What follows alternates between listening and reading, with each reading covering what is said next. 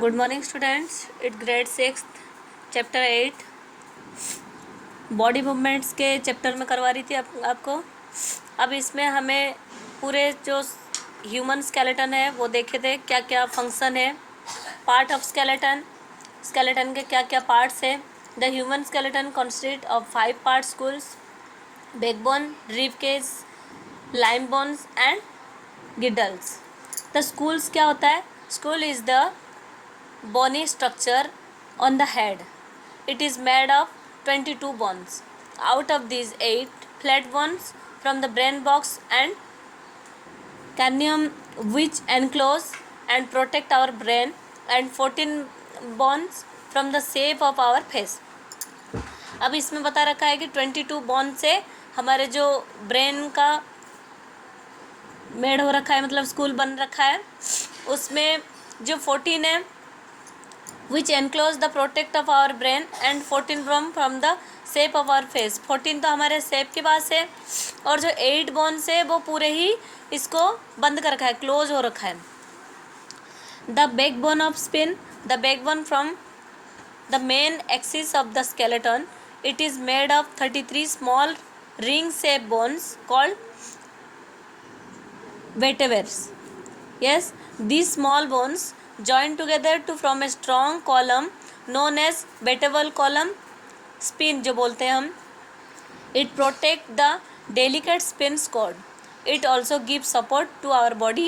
The joints where the vertebrae meet allow side movement. The allow us to bend or twist our back as shown in figure 8.6. अब इसमें 8.4 में हम जो brain के बनावट देख रखे हैं, वैसे ही बैकबोन देखेंगे हम.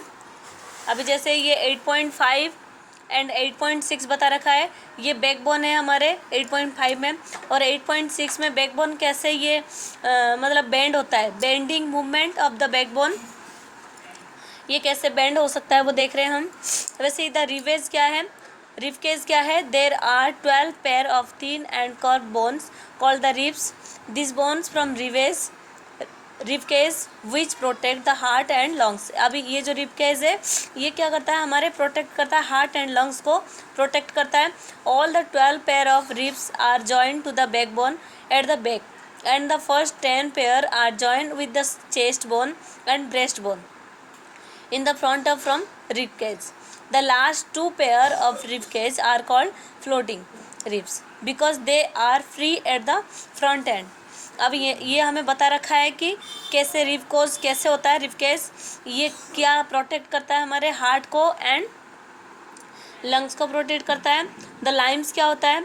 देर are 2 pairs of limbs, a pair of 4 limbs और arms and a pair of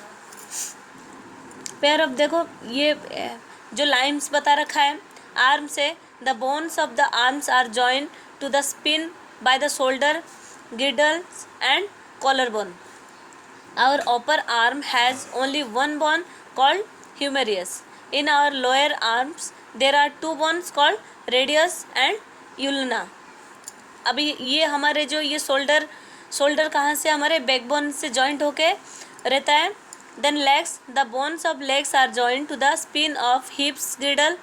Our upper legs has 1 bone called femur or thigh bone. It is the longest bone in our body. Our lower leg has 2 bones called tibia and fibula.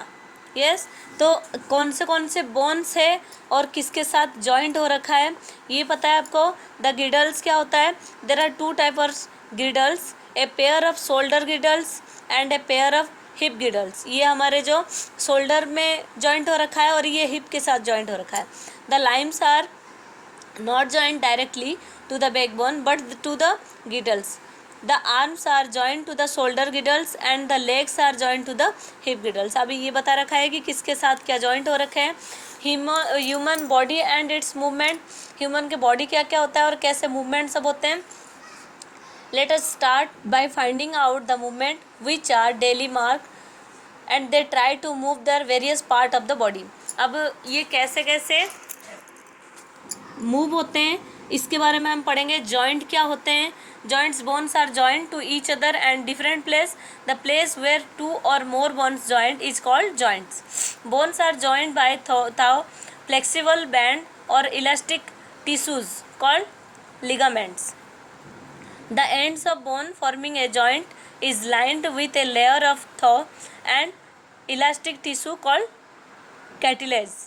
And cartilage make the end of the bone smooth and reduce friction between the bones during movement. अब इसमें क्या बता रखा है कि joints कहाँ कहाँ होते हैं। जॉइंट किसको बोलते हैं, जो बैंड होता है जहाँ से, जब the place where two or more bones join in called joints, जहाँ पर दो बोन्स या उससे ज़्यादा जहाँ जॉइंट रहता है उसको हम जॉइंट बोलते हैं। अब इसमें हम पढ़ेंगे कि कैसे immovable of fix joint, type of joint, ये हम कल पढ़ेंगे। अभी आपको जितना पढ़ाया गया है उसमें से ही आपके असाइनमेंट आएंगे। Thank you.